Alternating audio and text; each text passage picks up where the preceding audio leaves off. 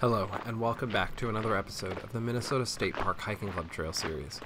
Today we traveled to Curie, Minnesota to take the hiking club trail at Lake Shetek State Park. Lake Shetek State Park was established in 1937 and, like many Minnesota state parks, was selected to ensure that public access to a lake was preserved. This particular site was selected since Lake Shetek is the largest lake in southwestern Minnesota and also the location of the Shetek Monument. The lake name is the Ojibwe Indian word for pelican, according to the DNR website. The lake also serves as the headwaters to Des Moines River, a river that also passes through Keelan Woods State Park further to the south. White settlers arrived in 1856, driven by Governor Ramsey's land regulations. The settlers were permitted to claim land after 7 years of occupation if they cleared sufficient land for a farm. The U.S.-Dakota War followed shortly after in 1862 and directly impacted both sides in this area. Wildlife within the park includes white-tailed deer, pelicans, fox, mink, beaver, muskrats, woodchucks, and coyotes, among others. Our visit to the park included a sighting of a mink, which was playing amongst the rocks on the causeway that extends between the mainland to Loon Island. The wetland area of the park allows for the spotting of coots, grebes, herons, ducks, and pelicans, as the waterfowl prefer this environment and are more commonly sighted there. The lake also contains walleye, northerns, perch, crappie, sunfish, and black bass. Glaciers shaped much of the region, and Lake Shetek is no different.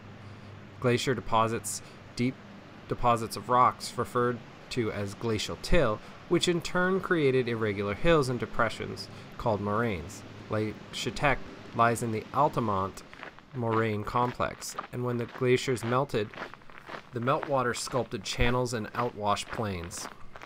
Small landslides dammed water, backing up the water and creating lakes, such as Lake Shetek. Despite being a large lake, the largest in southwestern Minnesota, it is not particularly deep, only about 10 feet. This can cause potential fish kill in particularly frigid winters when the ice freezes too much. The hiking club trail starts from the Loon Island parking lot. The trail is a mile loop that takes you out and around Loon Island before coming back. The first area takes you along the shore to where the causeway starts. Before you head out onto the causeway, there's a small beach that I'd recommend taking a look at before continuing. There's one other beach area on the other side of the causeway that is slightly more shaded. The causeway is a straight chute to Loon Island, with two bridges that allow water to pass through the causeway. As you cross the causeway, keep your eyes open, as this is where we spotted a mink, and likely is its territory.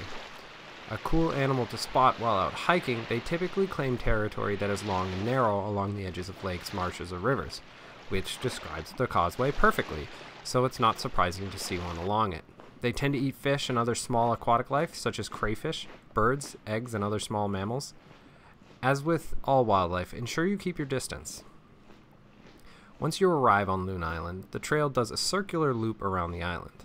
The trail is through the decently wooded Loon Island. It's quite wide and the canopy isn't thick, so most of the trees are on the younger side, due to a sickness that impacted the older trees specifically on the island. There are infoplex every so often giving you more insight and information on the island and its ecosystem.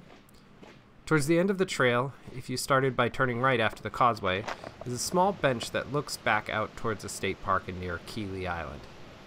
The causeway is sunny, but on the island it's quite shady, with little beams of light peeking throughout.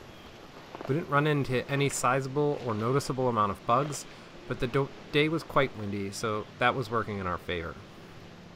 My favorite part of the hike was seeing the mink. I'd never seen a mink out in the wild before, so it took me a little while to identify what the animal actually was.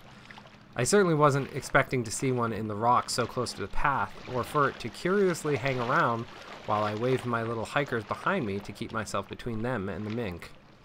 I always like seeing wildlife on the trail, usually not that close, but it was nevertheless a very cool experience and the highlight of the hike for me. Thank you for watching, and if you like this addition to the series, like and subscribe. Also, let us know which state park you'd like to see next.